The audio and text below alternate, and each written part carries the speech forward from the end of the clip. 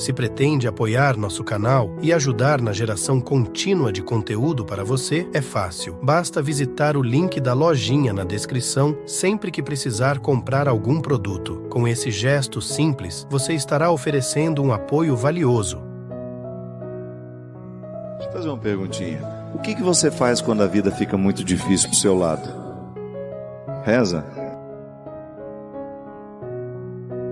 Reza. Mas tem um outro verbo que nos ajuda toda vez que a vida fica difícil. Vivendo. Tem outro jeito? A vida pede para parar. Você tem como parar a vida? Só dá um tempinho que agora eu vou sofrer um pouco? Não. Quem nos fortalece, quem nos torna maiores é a vida, quando a gente vive e vive essencialmente. Se é para chorar, vivo chorando e choro e vivo. Se é para me alegrar, se é para lutar, luto vivendo. Fique muito atento ao momento presente, que é a única coisa que você tem. E toda vez que a vida te fizer um desafio, responda para ela, vivendo. Aí eu te pergunto, como é que você vai enfrentar os seus problemas a partir de hoje? Vivendo. Como é que você vai suportar o abandono do outro? Vivendo. Como é que você vai curar a dor de perder alguém que você ama? Vivendo. Como é que você vai chegar a ser o cristão que você quer ser?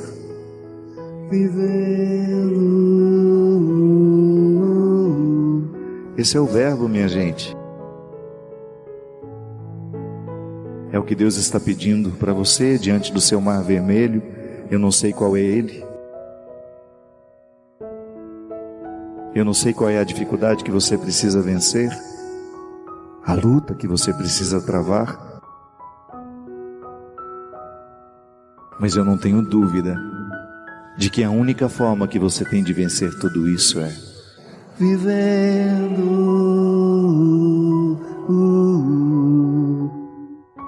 E por mais profundo que seja esse mar, você acredite que quando você colocar os pés nas águas, ele vai se abrir para você passar. Porque Deus não abandona o que luta. Nunca Deus abandona o que luta. Deus nunca vai abandonar o que luta. E você vive sozinho? Não. Você precisa dessas pessoas que te sustentam. Porque em muitos momentos o verbo viver só é suportável porque nós estamos acompanhados. É alguém que segura a nossa mão e que representa o verdadeiro amor humano de Deus. Desejo a você, nas suas travessias, que você viva intensamente, sempre acompanhado de bons amigos. É tão bom quando você termina um dia e você deita a cabeça no travesseiro e pensa assim: hoje eu não humilhei ninguém. Hoje eu não tratei mal ninguém. Hoje todo mundo que passou pela minha vida recebeu a minha melhor parte. Ai, como é bom isso, minha gente. Hoje eu não fui grosseiro com ninguém. Hoje eu não fiz fofoca. Terminou o dia, eu não falei mal de ninguém. Olha que maravilha. Isso é a sua melhor versão. Porque essa versão fofoqueira não é Deus que criou isso, não, é o diabo que fez. E às vezes a gente empresta o nosso corpo para o diabo morar.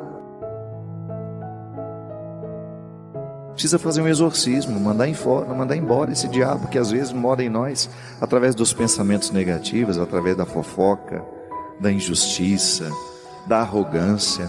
Quando a gente se sente melhor que os outros, é o diabo que está morando na gente, não é Deus não. Deus está ali, coitadinho, apertadinho para dar espaço para o diabo. Porque Deus não sai, viu? O diabo sai, Deus não. Você pode fazer um exorcismo e expulsa o diabo, que o diabo sai. Nada vai expulsar o Deus que está em você. Ai, que coisa linda isso. Não é maravilhoso?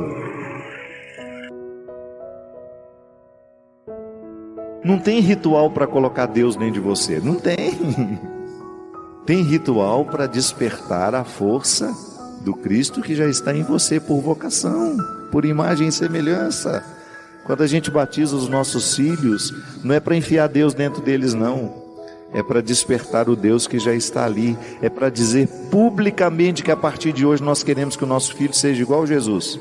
Nós vamos educá-lo para ele ser um Jesusinho na infância, um Jesus adolescente, um Jesus jovem, um Jesus velho, um Jesus adulto, idoso.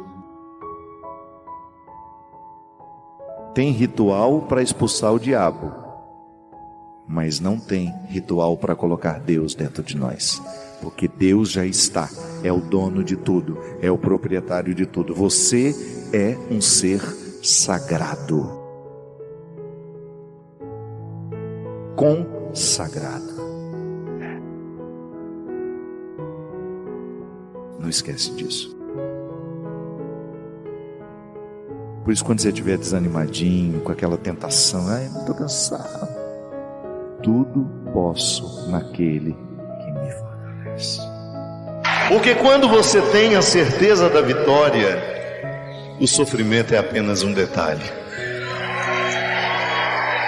Não é que nós cristãos sejamos masoquistas, não, eu não corro atrás de sofrimento algum, mas quando ele chega eu ponho a mesa, eu recebo bem. Porque eu sei que quem me trouxe aqui, minha gente, não foram as minhas alegrias. A autoridade do meu ministério sacerdotal, quem me deu foram as minhas lutas. São elas que me trazem aqui. Sem reclamar, sem vitimismo. Não, é com muita alegria que eu confesso. O sorriso que eu tenho hoje, quem desenhou foi as minhas lágrimas. Quantas vezes você ouviu isso? Filho, não chora, só para você ter o direito de chorar. Porque nada desperta mais o nosso choro do que quando alguém amorosamente fala, não chora, e te abraça. É a frase que pede o contrário. É a frase que autoriza o absolutamente contrário. Todas as vezes que alguém amorosamente te abraçou e te disse não chora, era justamente para você chorar, para destrancar aquilo que estava te machucando, te fazendo mal, e que se você tivesse guardado, teria prejudicado o seu caráter. Porque o caráter, ele só pode brilhar em nós à medida que a gente vai purgando tudo aquilo que nos adoece emocionalmente, eticamente. Muitos não compreenderão as suas batalhas, mas basta você compreender para você não desistir delas.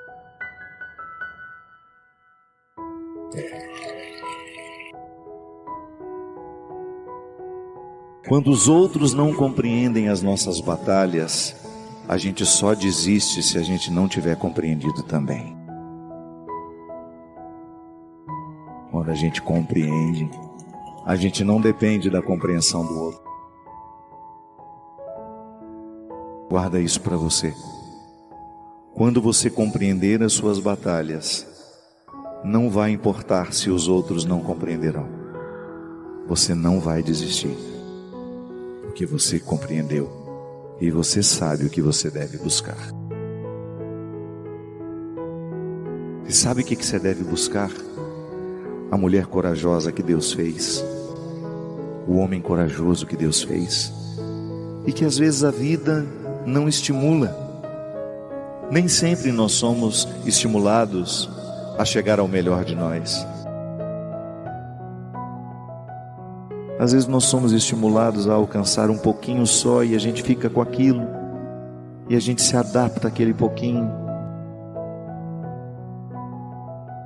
Ah, se você soubesse quantas grandezas Deus deixou guardadas dentro de você.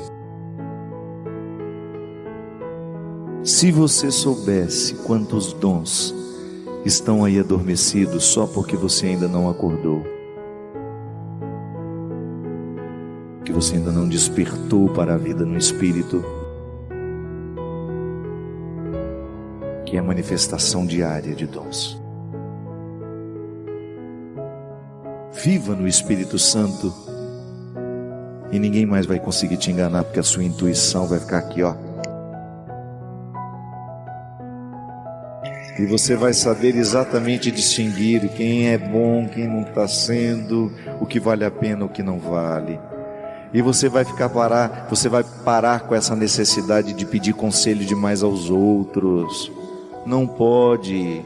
Eu sei que às vezes nós somos educados para ficar dependente dos outros.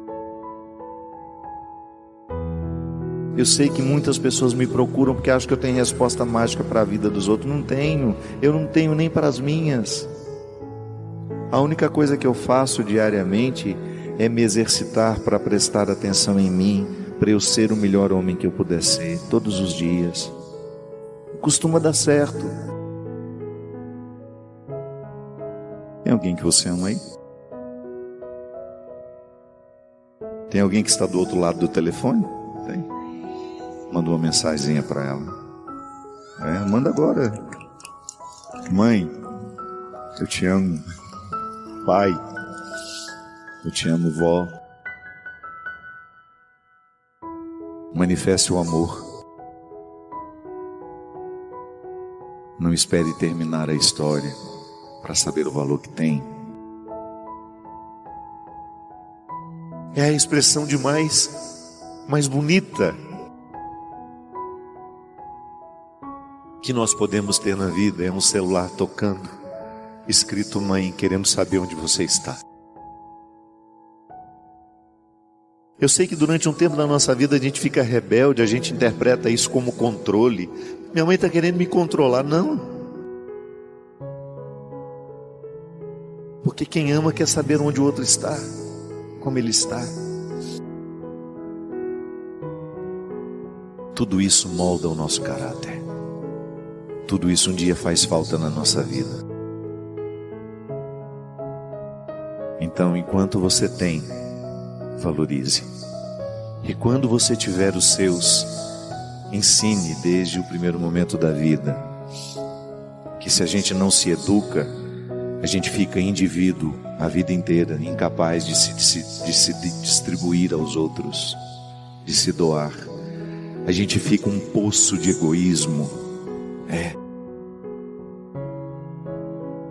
E um mês depois aquele sofrimento ficou melhor, 2 meses depois aquele sofrimento melhor, e de repente você não está nem mais lembrando. Claro que ainda existe ali um vínculo silencioso sendo desarmado, porque a dependência afetiva, ela não morre da noite para o dia. A gente precisa, é como se você fosse sufocando uma célula cancerosa com o processo da quimioterapia, sabe? Que você vai retirando a vida da célula cancerosa, que é a célula que nos mata. Aí digamos que 3 meses depois, você encontra de novo com aquela pessoa e você tem aquela famosa recaída. Aí pronto. O castelo que você estava construindo, o chão que você tinha andado, que tinha sido tão difícil, você joga fora e você volta para o Egito, você volta para a escravidão. Você faz o mesmo que os companheiros de Moisés queriam fazer, voltar a comer a cebola, voltar a comer o alimento podre, estragado. Aí você reata aquele relacionamento, porque ele é doentio e você não cuidou da devida distância que você deveria manter. Porque quando você tem essa dependência afetiva, você tem que estabelecer a distância, porque senão você não se cura. Você tem que parar de querer saber da vida daquela pessoa, porque senão você não se cura.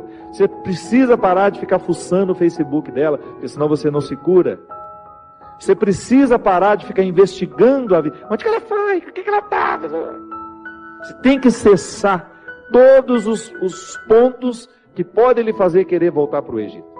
Porque senão você nunca vai se libertar. Aí 3 meses depois você está bela e formosa já, matando a célula cancerígena, você vai, dá mais uns beijos na boca, volta àquela dependência horrorosa e o inferno retorna na sua vida. Na sua primeira semana é até bom, que está tudo voltando.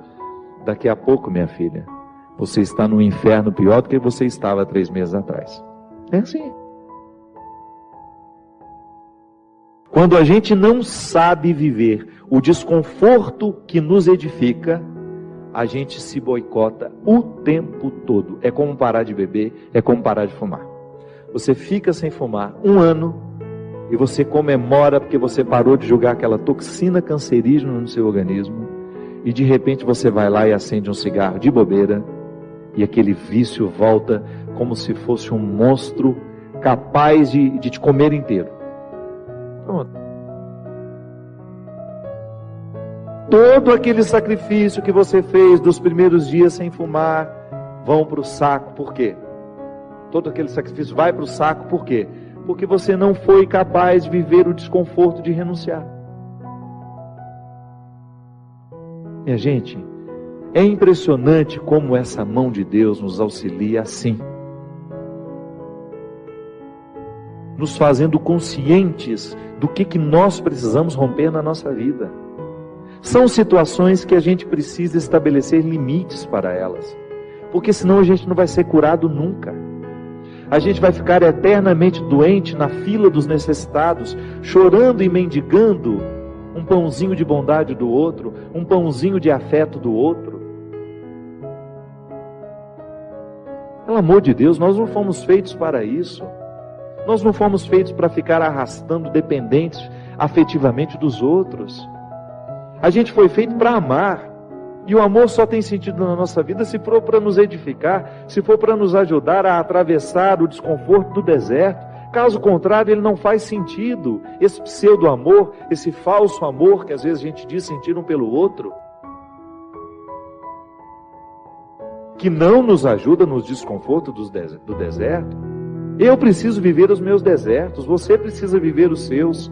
E os verdadeiros amigos são aqueles que reconhecem os desertos que o outro precisa passar e fala: isso mesmo. Vamos passar por esse deserto porque você precisa dele. Agora, a Poliana, ela quer aquela vida feliz, ordenada. Lembra daquela personagem? A Poliana, onde tudo era o jogo do contente, né? Para com isso. Assassine esse instinto infantil que existe dentro de você, que lhe faz ter medo dos desconfortos da vida. O desconforto da vida, quando bem vivido, ele só nos torna melhores.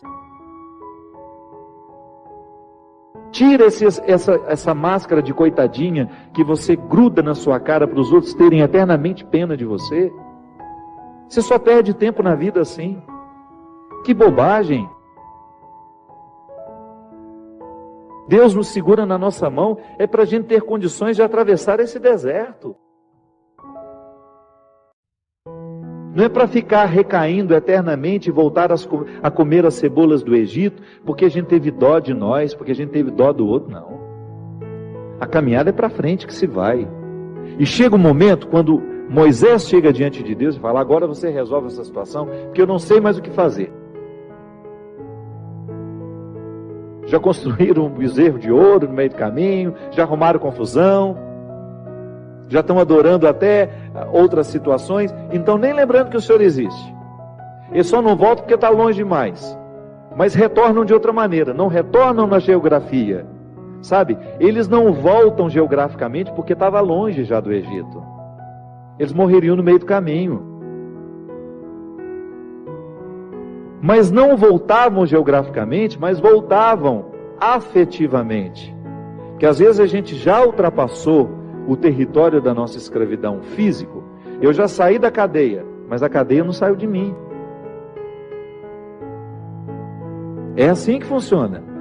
Eu já dei os passos na direção da minha liberdade, mas eu não fiz a conquista da minha liberdade. Eu não decretei a conquista da minha liberdade. Então eu fico afetivamente preso ao meu passado, lamentando as cebolas do Egito, lamentando o namoro que terminou, a situação que foi terminada, a amizade que foi traída.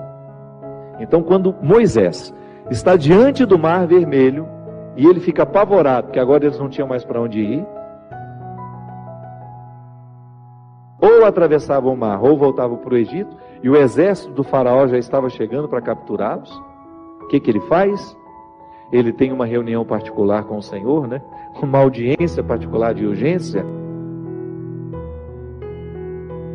Liga lá para o secretário de Deus e fala: pelo amor de Deus, você pede para ele me atender hoje, que eu não posso mais ficar sem essa resposta. O exército do faraó está chegando. E aí ele acha que Deus iria dar uma resposta fácil para ele, né? Ia dar uma solução rápida. Não. O que Deus fala? Lembra, Gino? Lembra? Corre, né? Entra nessa água. Olha que frase forte. Diga ao povo que caminhe. Eu não vou fazer por vocês o que só vocês podem fazer. Eu vou dar todas as graças para que o milagre aconteça. Eu vou fortalecer a coragem de vocês, mas se não colocar o pé na água, se não desafiar este mar, ele não se abre. E foi o que o povo fez. Moisés à frente, certamente, cheio de medo também, né? Ai, meu Pai de misericórdia, o que vai acontecer agora? Quando ele começou a entrar, a colocar os pés na água, Deus faz a sua parte. Minha gente, a nós nem importa se isso aconteceu dessa maneira mesmo. A nós interessa é o fato de que Deus faz diariamente isso na nossa vida. Sempre que eu me encorajo a vencer os mares que me desafiam, eu estou exercendo o cuidado de Deus na minha vida. Sempre que eu me encorajo a colocar o pé no mar que me ameaça, eu estou cumprindo a parte da promessa de que Ele estará sempre ao meu lado. Você faz a mesma coisa. Sempre que você desafia os seus mares, sempre que você enfrenta os seus desconfortos, quando você não tem medo do desconforto que lhe chega, quando você olha para ele de frente, você fala: e agora? O que é que nós vamos fazer a partir desse momento? O que você me traz de bom? O que você está me desafiando? Eu vou aqui recrutar as minhas melhores partes, porque só isso me interessa. Se o desconforto me chega, eu preciso atravessar esse deserto para saber, para poder alcançar essa parte da terra prometida que me espera. É assim que funciona. Não há uma fórmula mágica para a vida. Ainda que a gente não acreditasse em Deus, nós teríamos de viver os desconfortos que nos fazem crescer. Ainda quem não crê em Deus precisa enfrentar os desconfortos de sua história, de sua existência. Agora é claro que quando a gente acredita em Deus, quando nós acreditamos de que existe alguém superior a nós, nos capacitando para a gente fazer a travessia, um conforto a mais nos é oferecido. Por isso, baseados na experiência deste conforto que eu já fiz, que você já fez, em muitos momentos, quando essa mão de Deus cuidou de nós, é que a gente dá continuidade ao processo de caminhada, de enfrentamento. É enfrentamento, a palavra é essa.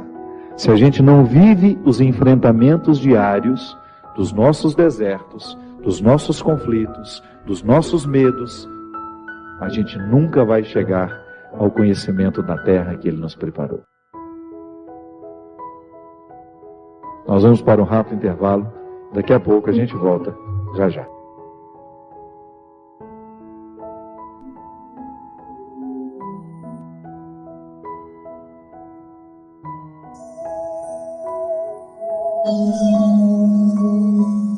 Estamos de volta com o programa Direção Espiritual.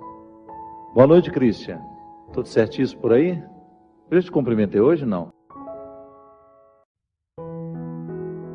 Que nós gravamos aqui antes, eu não sei o que eu fiz. É que eu tô velho, ele tá sonolento. Se você observar o Christian hoje, inclusive eu vou pedir até que você focalize ele um pouco mais. Ele tá mais sonolento que o normal hoje. Está quase dormindo. Ele falou que os pernilongos na casa dele já se acostumaram com aquele líquidozinho que a gente põe para queimar, para espantar. Olha só que interessante. Eu não sabia nem que eu ia falar. Quando eu comecei a cantar a música, eu ia falar da proteção de Deus na nossa vida, mas não sabia que iria desembocar nesse discurso todo da proteção que desprotege, do desconforto da estrada, do deserto, como algo essencial à vida humana, irrenunciável, e que nenhuma visão ingênua religiosa pode nos impedir de compreender a vida assim, né? A dificuldade como um processo natural na nossa vida. E aí, olha o texto que eu tinha preparado para hoje, que está em Mateus 10, versículo 34. Não penseis que eu vim trazer paz à terra. Não vim trazer paz, mas sim a espada. De fato, eu vim pôr uma oposição entre o filho e seu pai, a filha e sua mãe, a nora e sua sogra, de maneira especial.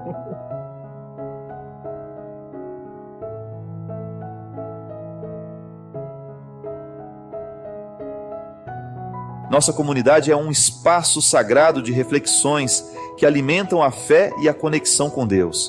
Seja parte deste movimento espiritual, inscreva-se agora e compartilhe nos comentários suas experiências e bênçãos divinas, que cada palavra seja um elo mais forte em nossa jornada espiritual.